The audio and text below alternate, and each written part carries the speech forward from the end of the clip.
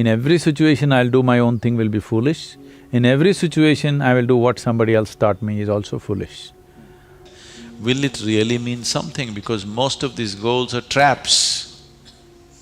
They're just traps. You get in, it's only one-way street, you can't turn back. Desperate goals that you set will mean a lot to you at that moment. Tomorrow morning you look, you don't know why you're tangled up with it. What has helped you make decisions so far? The answer to this is why some of your decisions went wrong. When is the right time to make decisions? Listen to Sadhguru as he shares his wisdom on how to make the right decisions. When you're faced with a certain level of indecisiveness, fear will come. When fear comes, it begins to function in your gut because fear and bowel movement are very connected. That's why we say shit scared. They're very connected, I'm telling you.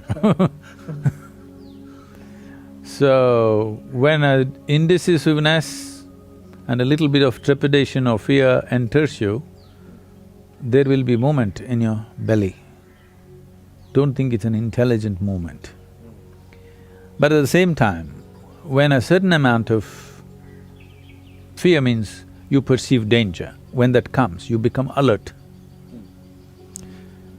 When danger is there, a whole lot of people experience lot more alertness than they ever know in their whole life. Did you ever crash your car or motorcycle or at least fall off a bicycle? Those few moments you will see, they will live up in your memory like this, always. After 30 years, you still remember that one incident because it's so bright, because you were so alert in that moment. So danger brings alertness, or your perception of danger brings alertness. Because of that alertness, you may see little better than what you would have seen otherwise.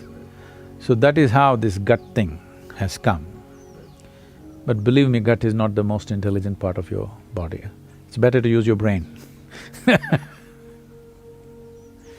So, when you use your brain,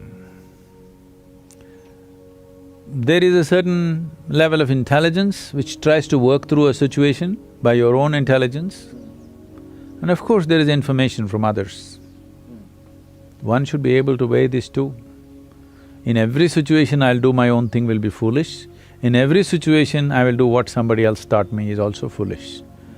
There is no perfect balance between the two. It depends on the nature of activity we are doing and also the level of intelligence that you have and the level of information that you have. How much of information that you have is reliable, or is your intelligence more reliable than the information that you have? There is no perfect judgment of this, it's different for each individual and it's different for each situation.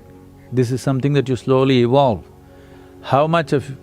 to what extent is your intelligence more reliable than the existing information? This is something that you arrive at your own judgment.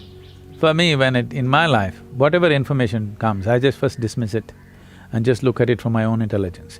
If my own intelligence is not able to find its way, only then I look at the other information.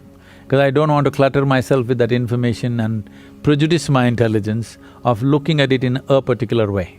I want to simply look at everything the way it is.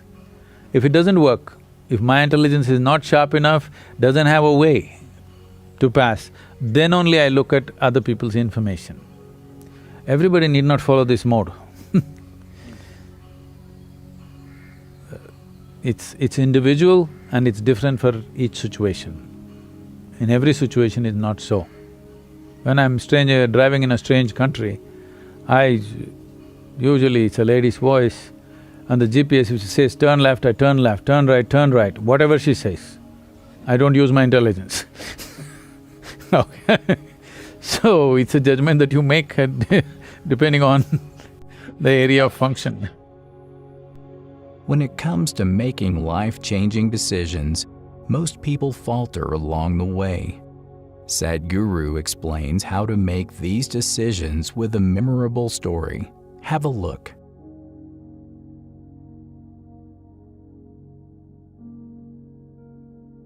Your dreams, goals and desire, aspirations,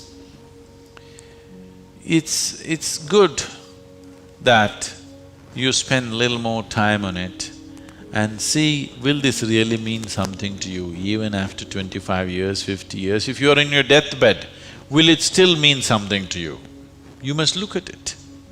Whatever you're aspiring for, whatever you're dreaming of, whatever goals you have set, will it really mean something? Because most of these goals are traps. They're just traps. You get in, it's only one-way street, you can't turn back. I want you to look at this.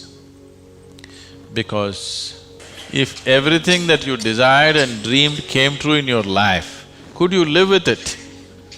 Fortunately, many of those things got filtered and never came true, isn't it?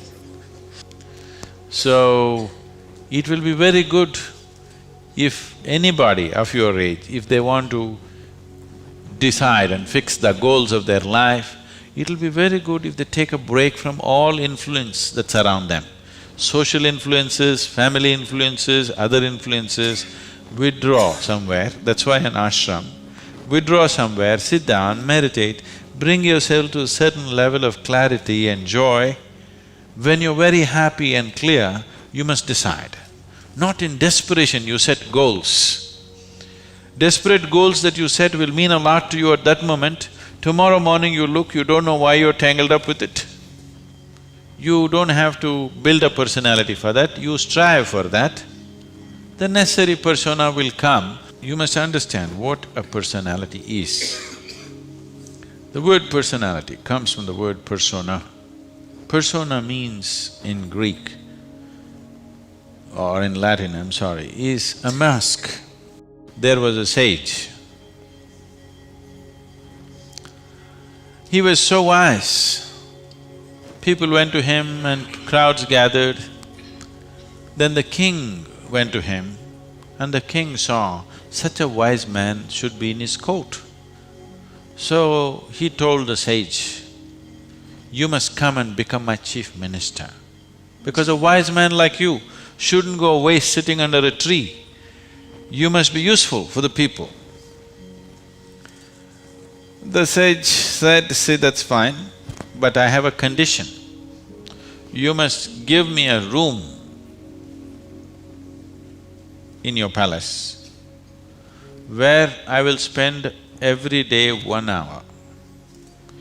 You should never peep into that room, you should never ask me what it's about, you should never break into it, nothing. This room should be left unexplored by yourself, your servants, your secret agents and everybody." King thought, that's not a problem. What's the problem with me? You want your room, why do I want to look into your room? Take it. Then whenever any important meeting is to come, this man who's sage, now who's become a minister, so he's wearing appropriate clothes for the palace, but he goes in to this room and locks himself for 1 hour and comes out. A few months and years passed, but then after that king's curiosity, it even got us to Mars. He wants to know what the hell is he doing inside. So rumor started all around, oh, he's doing something, he's got somebody inside, maybe he's an enemy agent, he suddenly landed here, what is he doing there, what is he doing there? Everybody, the whole palace started buzzing around with what is he doing in this room. Everybody wants to see what's in the room, but it's always locked, he goes in, spends time there and comes out. Especially when something important is to be done, he goes in. All kinds of rumors happened. So, one day, king couldn't hold it. King asked this man, "I want to see what's in that room." He said, "Well, there's a promise you've given me. If you break the promise, I will leave." So he contained it. He doesn't want to lose the man, he's too wise. And then his other courtiers started talking, "How can you allow this? We don't know what's happening inside, it could be dangerous, it could be this, it could be that." One day when he was not there, they broke open the door and went inside. They looked around, the room is empty, no furniture, no nothing, just empty room. They looked, nothing. Then what does he do here? Then in one corner they saw very, worn out clothing hanging there and a begging bowl. They went. They couldn't make out what this is. Then he came in. He said, well, you wanted to see, you have seen. The king asked, what do you do here? He said, whenever I want to make any important decision, I come here, wear my worn-out clothes and sit with a begging bowl, clearly, that I don't want to be caught up with all the things of the palace. I want my wisdom not to be lost in these clothes and in this jewelry and in this stuff. So I come here, wear those clothes, sit with my begging bowl, make the decisions and then come out. Now you've broken the promise, and he left. So, this is what meditation is for you. Every day when you sit, you strip yourself down. You don't have to do anything about it. Anything that's made up needs constant support from you, isn't it? See, suppose you tell a lie. It needs constant support to keep it up, isn't it? But if something is true, you can even forget it, but it's still there, isn't it? You understand what I'm saying? If something is true, even if you forget it, it's still there, no problem. But if it's a lie, you have to keep it up. Your personality is a lie.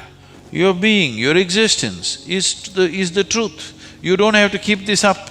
This will be anywhere there. What you make up for the sake of the society, to function in the society, you need a certain kind of makeup. You must be able to keep it down. If you're going to bed fully made up, then something wrong with you. Making the right decisions is something that needs practice. Now that you know how, it's time you started practicing. The result of the decision can only be realized eventually. Click on the video shown to see more from us. What would you like to see in the next video? Share your thoughts and interesting decision-making experiences in the comments section. Like, share, and subscribe to our channel. Thank you for watching.